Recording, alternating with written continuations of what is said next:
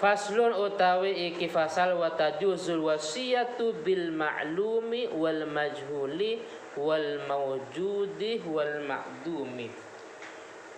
Wa tajuzu lan penang atau boleh al wasiyatu opo wasiat bil ma'lum kalawan perkara yang sudah ada,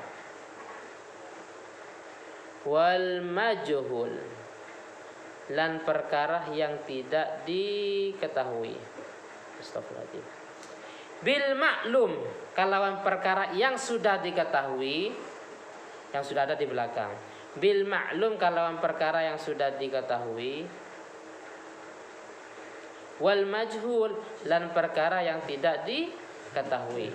Wal mawjud lan perkara yang sudah ada. Wal ma'dum lan perkara yang belum ada. Wal ma'dum lan perkara yang belum ada. Kalau maklum jelas, tanah ini saya wasiatkan untuk pembangunan masjid. Kalau yang majhul, tanahnya banyak, banyak, lahannya banyak.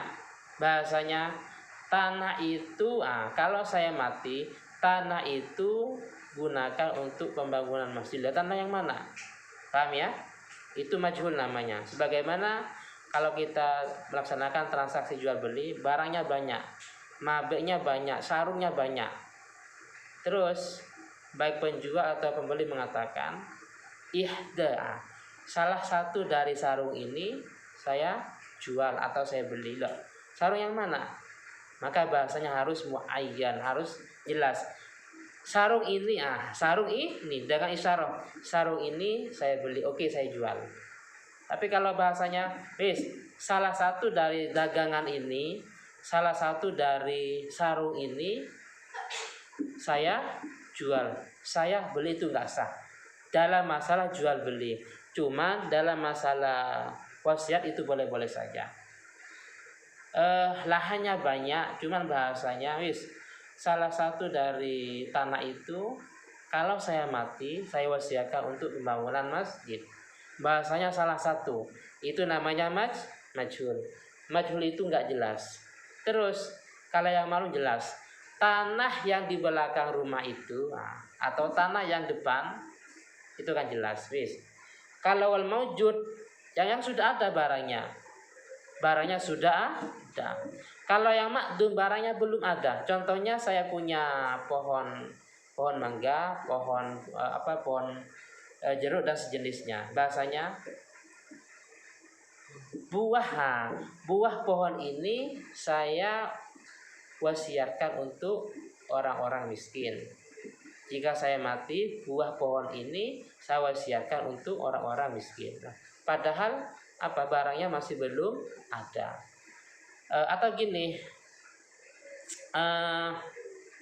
jadi Farhan punya kambing atau sapi sedang hamil.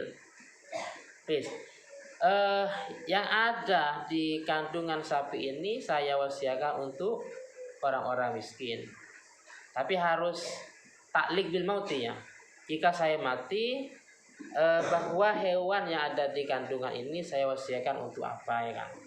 Karena kalau bukan taklik bil mauti, kalau tidak digantungkan dengan kematian, itu namanya wasiat. Dan wasiat itu dianjurkan kenapa? Karena al mautu fuj'ah, mati itu bisa datang kapan saja. Paham ya? Bisa datang kapan saja, bisa mendadak. Jadi kalau wasiat dalam kondisi dia sakit parah, diusahakan seperti di bawah nanti, tidak boleh lebih daripada 1/3. Tanah itu saya wasiatkan untuk tanah yang luasnya sekian, saya wasiatkan untuk pembangunan masjid jika saya mati. Itu nggak boleh. Kalau lebih dari 1/3, kenapa? Karena harus ada persetujuan semua ahli waris. Ya kalau setuju, kalau satu ada yang nggak setuju, nggak sah nantinya. Paham ya? Maka diusahakan tidak boleh lebih dari 1/3. Khawatir ada salah satu ahli waris yang masih belum sepakat atau belum setuju. Waya utawi lah ini. Waya utawi wasiat iku minat sulusi itu saking sepertiga. Oleh karena itu fa'in zadah mongko lamun melebihi dari sepertiga, mongko lamun melebihi dari sepertiga wukifa mongko dibutuhkan opo ala ijazatil warasati opo persetujuan piro-piro ahli waris.